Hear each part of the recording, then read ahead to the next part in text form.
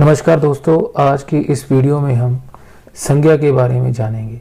संज्ञा, नाम को ही संज्ञा कहते हैं। ये नाम किसी के भी हो सकते हैं, प्राणियों के, व्यक्तियों के, वस्तुओं के, स्थानों के और यहाँ तक के भावों के भी। अगर दूसरी तरह से कहें तो अगर कोई भी नाम है तो उसे संज्ञा कहा जाता है। अगर इसकी परिभाषा देखें, किसी व्यक्ति, प्राणी, वस्तु, स्थान या भाव के नाम को संज्ञा कहते हैं। किसी भी व्यक्ति के नाम को प्राणी, वस्तु, स्थान और भाव जैसे खुशी और गमी हो गया तो उनके नाम को संज्ञा कहा जाता है। आगे हैं संज्ञा के भेद। संज्ञा के 3 भेद हैं। सबसे पहला है व्यक्तिवाचक संज्ञा, दूसरा है जातिवाचक संज्ञा और तीसरा है भाववाचक संज्ञा। अंग्रेजी के कारण ही जो जातिवाचक संज्ञा है इसके 2 उपभेद मान लिए जाते हैं, जो हैं द्रव्यवाचक संज्ञा और समूहवाचक संज्ञा। अगर सीधे बात करें तो संज्ञा के जो मुख्य भेद हैं वो 3 ही हैं और जो उपभेद हैं वो 2 हैं।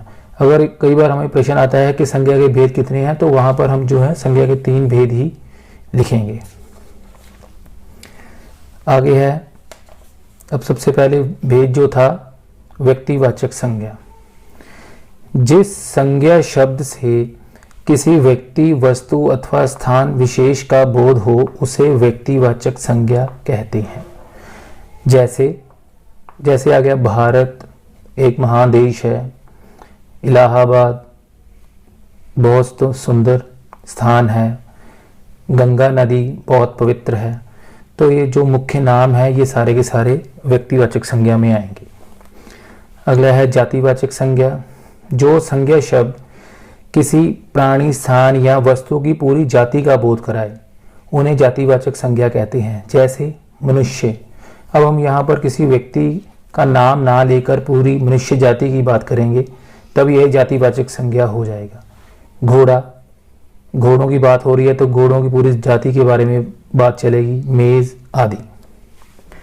ऐसे ही है भाववाचक संज्ञा। जो संज्ञा शब्द किसी व्यक्ति, प्राणी, वस्तु आदि के गुण, दोष, अच्छा बुरा, स्वभाव के बारे में, अवस्था, जवानी, बूढ़ा आदि का बोध करवाते हैं उन्हें भाववाचक संज्ञा कहते हैं।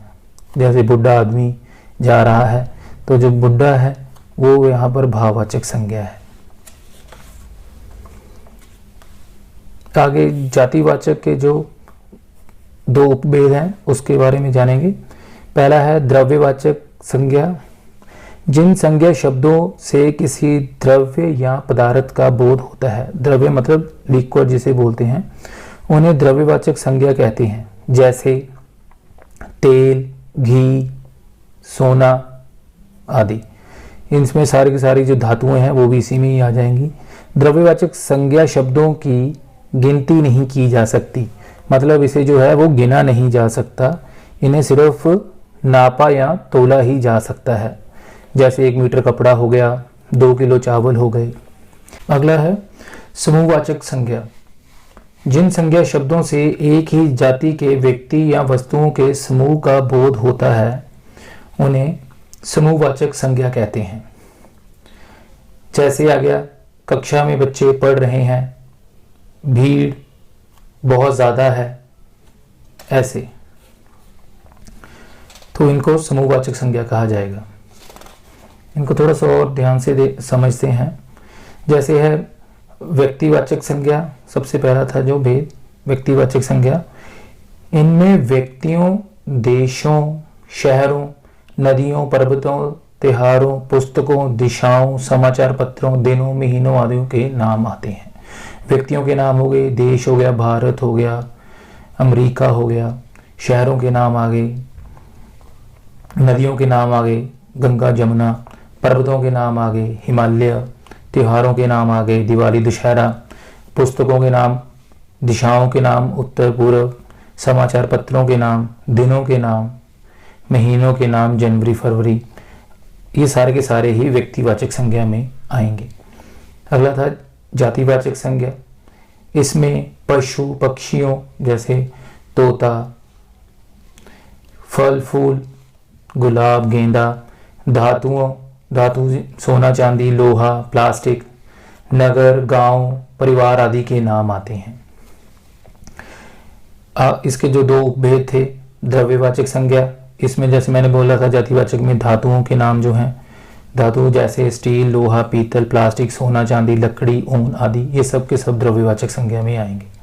समूहवाचक में दरबार आ गया, राजा का दरबार, सभा आ गई, कक्षा, सेना, टीम, भीड़, दल आदि, ये सारे के सारे जो हैं वो समूहवाचक संज्ञा में गिने जाएंगे। अगला था भाववाचक संज्ञा। इसमें गुण, दोष, अवस्था, कार्य आदि शामिल होते हैं। जो इसके आगे भाववाचक संज्ञा में शब्द आते हैं वो 5 अलग अलग प्रकार से लिए गए हैं। जैसे है जातिवाचक संज्ञा को भाववाचक संज्ञा में बदल कर लिखा जाता है। जातिवाचक संज्ञा जैसे मित्र आ गया, भाववाचक बना मित्रता, बच्चा, बचपन, इंसान, इंसानियत, चोर, चोरी। सर्वनाम में से आप, आपा, एक, एकता, अपना, अपनापन। आगे आ गया विशेषण, मोटा, मोटापा, मीठा, मिठास, भूखा, भूख। क्रिया आ गया सुनना, सुनवाई, लिखना, लिखावट, जलना, चलन। ऐसी अवयव में है शब्द निकट, निकटता, मना, मनाही, दूर, दूरी।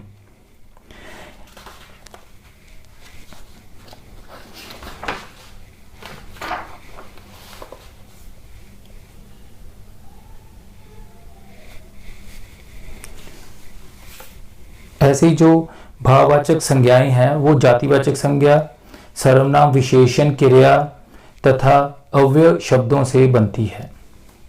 तो मैं आशा करता हूं कि मैंने जो आपको संज्ञा के बारे में जानकारी दी है वो आपको अच्छी तरह से समझ आई होगी। तो अगर आपको वीडियो अच्छा लगा है तो कृपया इसे लाइक और शेयर करें, और अगर आपने कोई भी इसके बारे में प्रश्न करना है तो कृपया कमेंट बॉक्स में कमेंट करें। धन्यवाद।